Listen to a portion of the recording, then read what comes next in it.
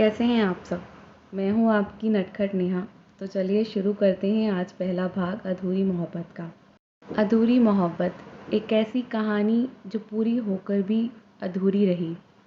ये कहानी शुरू होती है पंजाब के एक छोटे से गांव से। हमारी रूही, हमारी नायिका पंजाब से है। रूही जब कॉलेज से घर आई तो घर पर कुछ मेहमान आए हुए थे। वो ध्यान से देखती है। घर पर राकेश अंकल और उनकी वाइफ मीरा जी आए हुए थे अपनी बेटी काव्या की शादी का कार्ड देने। वैसे तो काव्या अभी पढ़ रही थी पर उसके लिए एक अच्छा रिश्ता आया था, इसीलिए घर वालों ने शादी के लिए हाँ कर दी। किसी को इस बात से प्रॉब्लम नहीं थी, यहाँ तक कि काव्या को भी। राकेश मेहरा काफ़ी अमीर परिवार से थे। उनके 3 बच्चे थे। सबसे बड़े कैप्टन करण मेहरा जो फ़ौज में थे, और दूसरे नंबर पे थे विवेक मेहरा जो अपने पिता के साथ बिजनेस संभालते थे, और सबसे छोटी थी काव्या। काव्या की शादी जल्दी करने का मतलब ये था कि दोनों भाई अभी शादी के लिए तैयार नहीं थे। दोनों भाइयों के दिल में क्या था शायद कोई भी नहीं जानता था। मेहरा परिवार में सबसे बड़ी थी दादी रीना मेहरा। इनका बहुत ही नाम था, बहुत ही समझदार औरत थी, घर में बहुत इज्जत थी, इनकी बातों को कोई टाल तक नहीं सकता था। अपने बच्चों से कुछ ज़्यादा ही प्यार करती थी, और इनकी पसंद थी रूही, क्योंकि रूही बहुत ही समझदार थी, बहुत खूबसूरत थी, हर चीज़ में वो परफेक्ट थी, रिश्तों की इज्जत करती थी और सबसे बहुत प्यार से बात करती थी। वैसे दादी रूही को विवेक के साथ देखना पसंद करती थी। वो दोनों एक ही उम्र के थे, लेकिन करण रूही से 9 साल बड़ा था। दादी को नहीं पता था कि करण दिल ही दिल में रूही को बहुत ज़्यादा चाहता था, उसे अपना मान चुका था, और ये बात उसने कभी किसी को नहीं बताई, सिर्फ अपनी माँ के अलावा। करण रूही से 9 साल बड़ा है, ये बात सोचकर दादी हमेशा यही सोचती थी कि वो करण और रूही का रिश्ता सही नहीं होगा। लेकिन रूही ये बात जानती थी। जब वो स्कूल टाइम में थी तभी उसके माँ बाप ने उसे बताया था कि करण उसे कितना पसंद करता है, पर ये बात कभी किसी और को बताने से मना किया था।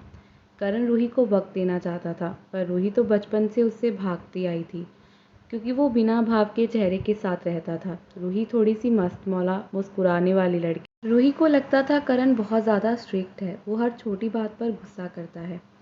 रूही और करण दोनों अलग दुनिया के लोग थे, लेकिन इनकी ज़िंदगी में क्या होना था ये तो शायद वक्त ही बताता। रूही को तो हमेशा विवेक ही अच्छा लगता है, क्योंकि वो बिल्कुल उसी की तरह है, शरारती, मस्त मौला, हर चीज़ को मजाक में लेने वाला। वैसे तो रूही 2 साल से मेहरा परिवार से मिली नहीं है, जब से उसका स्कूल ख़त्म हुआ है और उसने कॉलेज शुरू किया है। रूही को जो चीज़ अजीब लगती थी वो ये थी, जब उसने कॉलेज शुरू किया तो उसे पता चला कि उसके कॉलेज को करण ने चूज़ किया है, वो भी गर्ल्स कॉलेज। उसे इस बात से दिक्कत नहीं थी, उसे अजीब लगता था करण अभी से उस पर हक जताने लगा था। यही सब सोचते सोचते रूही अपनी कुछ पुरानी यादों में खो गई। 4 साल पहले वो अपने माँ बाप के साथ एक फंक्शन में गई थी, मेहरा हाउस में। वो 16 साल की थी, काफ़ी यंग और खूबसूरत। तब वो पहली बार करण से मिली थी। वो अचानक से उससे टकरा गई थी और उसके कपड़ों पर जूस गिर गया था। हैरानी की बात थी कि करण बिना भाव के बस उसे देखे जा रहा था। दोनों के बीच खामोशी रही, दोनों ने एक दूसरे को कुछ भी नहीं कहा। रूही की आंखों में डर था और नमी थी, उसे लग रहा था करण उसे डांटेगा, पर ऐसा हुआ ही नहीं। पूरे फंक्शन में जब भी रूही कहीं जाती तो करण उसके आसपास ही उसे मिलता। ये चीज़ उसे पता नहीं थी कि करण की आंखों में उसके लिए मोहब्बत थी, वो उसे पसंद करने लगा था। वो हमेशा यही सोचती थी कि अब वो हमेशा करण से दूर रहेगी, पर शायद ये होना ही नहीं था। 2 साल पहले जब उसकी स्कूल की छुट्टियां पड़ी वो घर पर थी। उसने अपने माँ और पापा को बात करते हुए सुना था कि करण और उसका रिश्ता तय होगा। ये सुनकर वो कितनी हैरान हो गई थी। राकेश अंकल ने ये कहा था कि जब रूही 20 साल की हो जाएगी तब वो लोग करण और उसकी शादी करा देंगे। रूही तो हैरानी से बस सोच रही थी कि ये कैसे पॉसिबल है। वो बहुत ज़्यादा डर भी गई थी, लेकिन उसे फिर उसके पापा ने समझाया था कि जो इंसान देश की सेवा करता है वो अपनी जान की परवाह नहीं करता, वो कितना अच्छा होगा, वो उसे कितना प्यार करेगा और हमेशा उसे कितना सुरक्षित रखेगा। रूही को याद आया, उसने रोते हुए अपने पापा से कहा था कि करण बहुत गुस्सा करता है, तो उसके पापा ने मुस्कुराते हुए कहा था, वो कैप्टन है, गुस्सा करना लाजमी बात है, उसका नेचर है, पर वो कितना अच्छा है उसे ये भी जानना होगा और धीरे धीरे उसे आदत हो जाएगी। ये सब सोचते सोचते रूही अंदर बैठे गेस्ट से मिलने के लिए ड्राइंग रूम में चली जाती है। मीना जी उसे देखकर काफ़ी मुस्कुराती हैं क्योंकि रूही हमेशा ही बहुत प्यारी लगती थी और उस मेहरा परिवार के लिए तो रूही हमेशा काव्या की तरह थी। मीरा जी रूही को अपने पास बिठा लेती हैं और प्यार से उसके गालों को छूकर उसके कॉलेज की पढ़ाई के बारे में पूछती हैं और खुशी खुशी उसे बताती हैं कि काव्या की शादी तय हो चुकी है। बस 15 दिन बचे हैं। अब रूही उनके साथ उनके घर चलेगी और उनकी मदद करेगी। रूही ने भी मना नहीं किया, वो बस मुस्कुराकर अपने कमरे में चली गई ताकि वो अपना कुछ सामान पैक कर सके। वो ज़्यादा कुछ नहीं लेकर जा रही थी क्योंकि वो जानती थी मीरा जी उसे बहुत सारी शॉपिंग करवा देंगी, वो भी हर बार की तरह। और काव्या वो तो उसे बहुत सब कुछ लेकर देगी जैसे कि हमेशा होता था।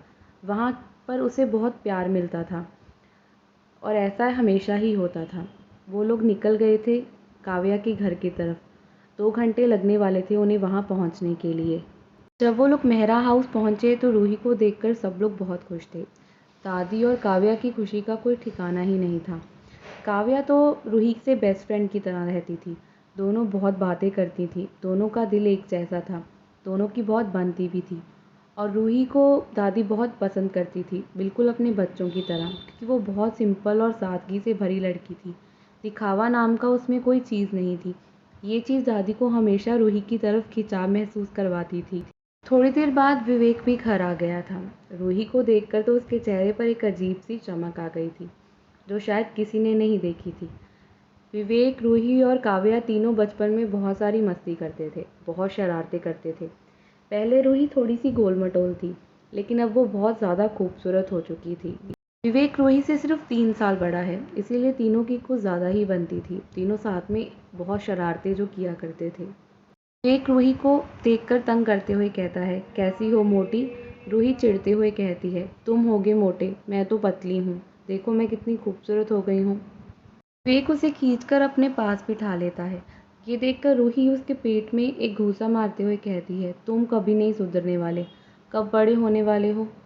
वो घूरते हुए विवेक को देखकर कहती है, वैसे तुम अब अंकल के साथ काम भी संभालते हो, पर अक्ल तो तुम्हारी घुटनों में है, पता नहीं क्या करते होगे। ये देखकर सब लोग हंसने लगते हैं क्योंकि ये लोग 2 साल बाद मिल रहे थे, लेकिन फिर भी झगड़ा कर रहे थे। सब कुछ आज रूही की पसंद का बना था क्योंकि मेहरा परिवार तो रूही को इस फैमिली का हिस्सा पहले ही मान चुका था। विवेक रूही के फेवरेट गुलाब जामुन भी लेकर आया था। सब लोगों ने डिनर साथ में ही किया। बातें करते करते कब 10 बज गए उन्हें पता ही नहीं चला कि तभी विवेक के फ़ोन पर करण का फ़ोन आता है जो काव्या की शादी के लिए घर आ रहा था। वो पूरे 4 साल बाद घर लौट कर आ रहा था। इन 4 सालों में हर कोई उसे कहकर थक चुका था, लेकिन वो कभी आया ही नहीं। कैसी होगी रूही और करण की पहली मुलाकात? क्या रूही डर जाएगी करण से या फिर एक्सेप्ट करेगी उसकी मोहब्बत को? क्या होगा विवेक और करण के प्यार का? अगर कहानी अच्छी लगे तो बताइएगा ज़रूर। धीरे धीरे मुझे बोलने की आदत भी हो जाएगी। अभी थोड़ा सा मैं कॉन्शियस हो रही हूँ, बीच बीच में अटक भी रही हूँ, जानती हूँ, पर धीरे धीरे आदत हो जाएगी। आप अपने कमेंट्स में बताइएगा ज़रूर कहानी कैसी लग रही है। मिलते हैं आपको अगले पार्ट में। कल मैं शायद दूसरा पार्ट भी अपलोड कर दूँगी। बहुत बहुत शुक्रिया कहानी को पढ़ने और सुनने के लिए।